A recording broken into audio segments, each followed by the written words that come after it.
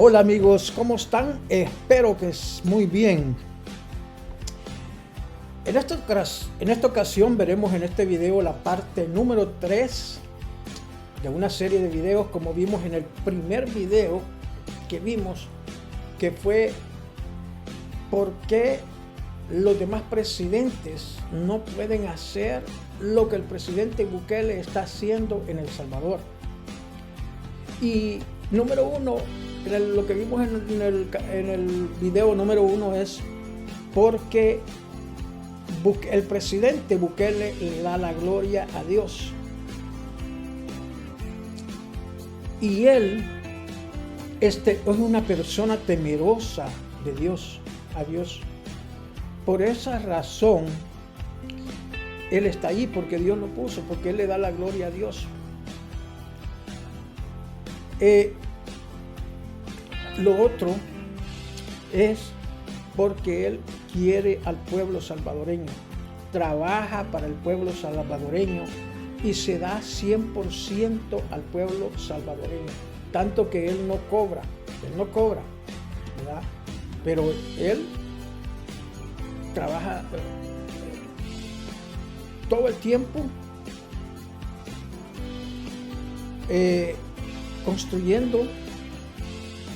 construye carreteras, construye hospitales, escuelas, tiene buenas relaciones con muchos países, tanto que le ayudan los países, ¿verdad?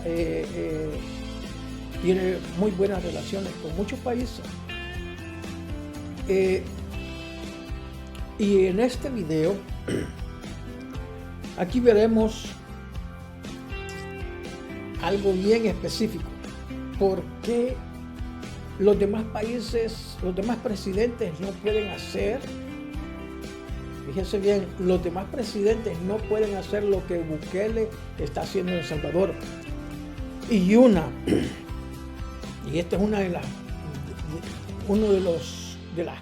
cosas más importantes que tiene Bukele, de las cualidades, si lo quieres llamar así, es que él no se compromete con aquellos que dan dinero en las campañas políticas, ¿verdad? Aquellos que dan dinero en las campañas de él no se compromete. Dice, si quieren hacerlo, háganlo. Pero lo único que van a recibir a cambio son las gracias. Y eso es interesante porque muchos países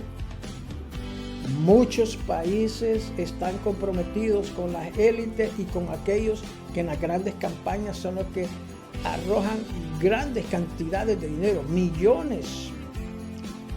Entonces, cuando ellos llegan al poder, ellos no pueden, aunque quieran, no pueden trabajar para el pueblo, porque ellos tienen que trabajar primero a aquellos que se deben, a aquellas élites, a aquellos que pagaron esas grandes campañas en las elecciones. Ellos tienen que trabajar para ellos porque les deben favores. Es la diferencia del presidente Nayib Bukele, que no le debe favores a nadie. Por eso él puede hablar con toda libertad, porque no le debe favores a nadie. Pero si le debiera favores a alguien, entonces tiene que trabajar para ellos. Les debe y tiene que trabajar para ellos. Es la diferencia de otros países.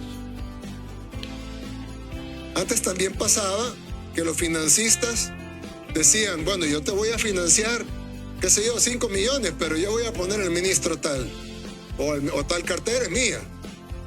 Aquí no hay eso. Aquí los que quieran donar para la campaña, bienvenidos, pero lo que va a recibir es, gracias, Dios lo bendiga. Donar para la campaña, para nuestra campaña, es la peor inversión que pueden hacer. La peor, pues no le va a ganar así de favores. Uy, presidente, no diga eso porque no importa, porque la verdad es que no es como que necesitamos tanta campaña. Dios y el pueblo va a decidir. Pues yo le recomiendo que en estos 6 meses que vienen se ponga más la pila para que el promedio salga mejor. Y lo otro es que no tiene las manos manchadas de sangre, no tiene corrupción, no tiene quien le pueda decir, mira, tú tienes este secreto y chantajearlo por la sociedad, que hay algunos, no puedo decir que todos, ¿verdad? No puedo generalizar, pero hay algunos, y ya son bastantes, que son corruptos, que tienen, ¿verdad? Hacen negocios turbios, que agarran dinero por debajo de la mesa, como le dicen, y entonces les tienen esa información, por lo tanto ellos no son libres, no tienen libertad, porque los tienen que si no hacen lo que ellos quieren, pues los chantajean, ¿verdad? Ahora, si hay algo que le pueden decir a Bukele, pues será una calumnia, pero hasta la vez es un presidente íntegro. Hasta este momento es un presidente que los enemigos que tiene son los corruptos, ¿verdad? Que lo critican y hablan mal de él porque no quieren que él haga lo que está haciendo. Vamos a ver cómo hasta los americanos lo quieren, ¿verdad? Cuando vino a darles una cátedra en la CEPAL, vino y les habló cómo pueden hacer ellos para poner en funcionamiento las estrategias que ha hecho Nayib Bukele, todo lo que le ha dado resultados positivos, todo lo que él ha hecho, y que, ¿verdad? Él les dice cómo ustedes pueden hacer para eliminar la criminalidad y tener una buena seguridad, cómo mejorar. Les vino a dar cátedra, y por eso lo aman. Otra de las cosas también, Bukele, es que cuando él dice algo, lo dice sinceramente. Se le puede notar en la expresión, como él cuando se expresa lo hace de una forma sincera. Eso transmite, ¿verdad? Se percibe que es una persona sincera, que es una persona humilde. Entonces, vamos a ver a continuación y corre video. Entire video. Let me repeat that. If you live in America, I don't care how much money you got, you might want to watch this entire video. Because the president of El Salvador is telling you what I have been trying to tell people on this app for 6 years. They always tell me that the problem is high taxes, but they're wrong. Of course, high taxes are extremely high here in the United States. I give you that. You're right in that. But that's not the real problem. The real problem is not the high taxes themselves, but the fact that they are not even really funding the government. Not even those high taxes, higher than a lot of places in the world, not even those taxes are really funding the government. So who's financing the government? Government is financed by treasury bonds. Boom. Paper. And who buys the treasury bonds? Mostly the Fed. Ooh, it's and going how down. does the Fed buy them? By printing money. But what backing does the Fed have for that money being printed? The treasury bonds themselves. So basically, you finance the government by printing money out of thin air. Someone could ask, well, so if the government can print unlimited amounts of money out of thin air, why do they collect taxes?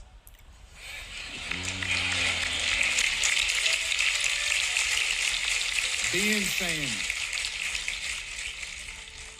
I mean, in theory, it would make sense, right? If they can print unlimited amounts of money, why would they need taxes for?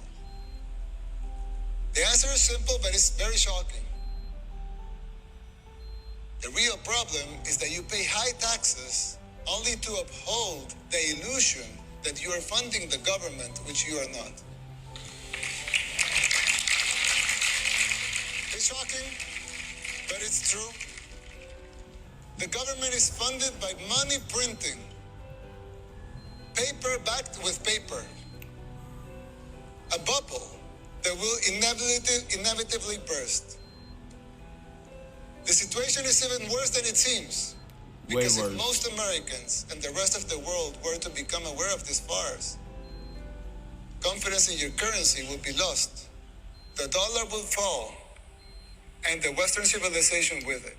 Salvador, Nayib Bukele.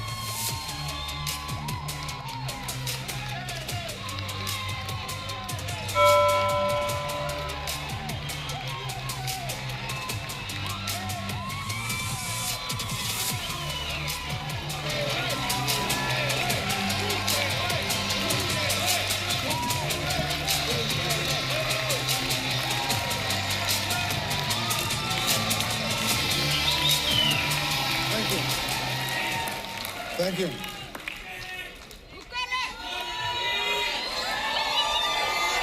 Thank you, thank you. Thank you very much. Gracias, gracias. Thank you, thank you. Gracias, muchas gracias, muchas gracias. Thank you, everyone. Thank you, everyone. Thanks. Let's have a seat. Thank you. Let's have a seat. Thank you.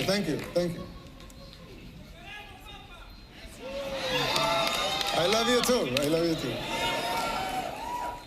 Dear Matt and Mercy, thank you for the kind invitation to have me here at CPAC. It is truly an honor to be here just a few days after our presidential and legislative elections. Which, by the way, they pulverized the opposition. Yes. They say globalism comes to die at CPAC. I'm here to tell you that in El Salvador, it's already dead.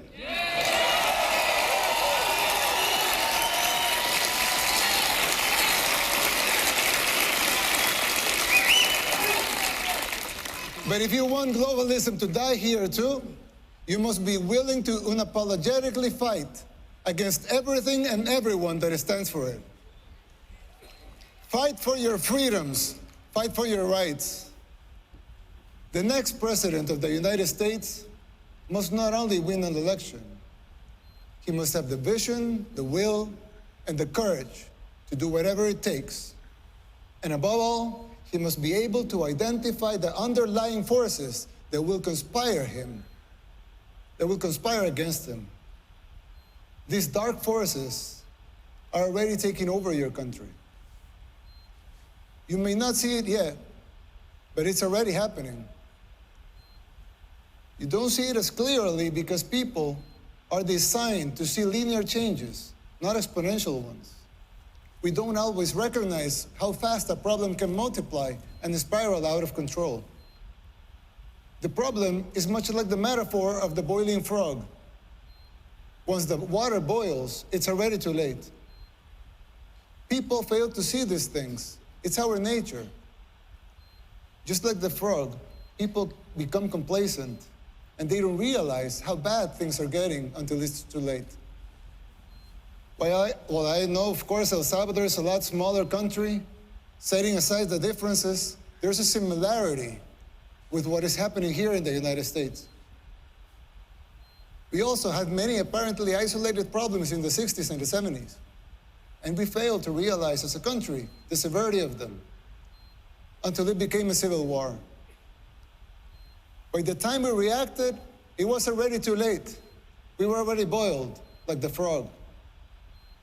And it took us 50 years, 2 wars, 250,000 lives, and a third of our population displaced, and a near miracle to get our country back. Thank you.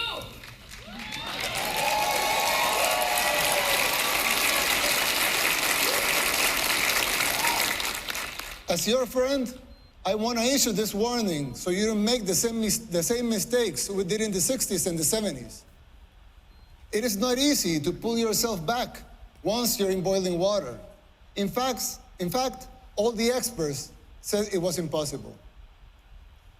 And besides, you don't want to wait 50 years and maybe hope for a miracle to get out of hell. You can still jump before the water boils. Some might say I'm exaggerating, but we can clearly see the signs of a declining society because our own hit rock bottom decades ago. It's like when we see someone getting sick. First, it's maybe just stomachache, or a headache, or a small fever. But if you don't deal with the disease, it will only get worse, and then it may be too late. Even after our first war in El Salvador, we failed again to look into the signs of the second civil war that was coming, the gang war. After 1 million people fled the first war, a lot of them came to live in ghettos here in the United States, where the gangs were formed. When former President Clinton deported a lot of those gang members without telling us they were gang members, they were criminals. They roamed free and recruited young people, thousands of young Salvadorans, to join the gangs. At first, they seemed like petty criminals, but they began to change and transform until they became the unscrupulous terrorists that we know today. Most of them even perform satanic rituals, and this has been well documented. The government back then didn't deal with the disease, nor did the next administration, nor did the ones after that. The disease that had begun with mild symptoms got worse and worse. It became a cancer that seemed incurable. We are already seeing these symptoms in the United States. Big cities in decline like Baltimore, Portland, New York, just to name a few. Places where crime and drugs have become the daily norm, and even accepted and promoted by the government. How many young people have you lost to the streets of Philadelphia or San Francisco, to fentanyl? Did we see these apocalyptic sights 15, 10, 5 years ago? Can you imagine how it will be in the next 5, 10, or 15 years? The same thing was happening in El Salvador. In the span of less than a decade, gangs took control of all the country and our society. They evolved into a parallel government, controlling elections and even political parties. Every aspect of the daily life of most people was controlled by the gangs. Murder capital of the world is a tragic title to hold. Getting rid of that was the bare minimum we had to achieve in order to even start thinking about rebuilding our country.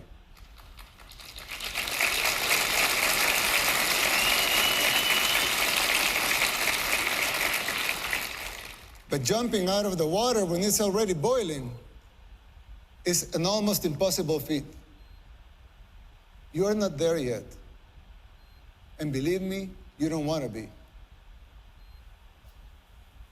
We did the unthinkable to cleanse our society.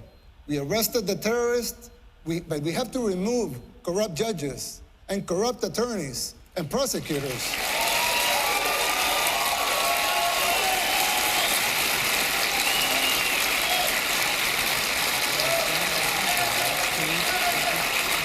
Thank you. Thank you. Thank you. Gracias por haberte quedado hasta el final de este video. Espero que haya sido de tu agrado y que me dejes un like y te suscribas para que te lleguen las notificaciones de los próximos videos que estaré subiendo en un futuro próximo. Será hasta la próxima. Chao.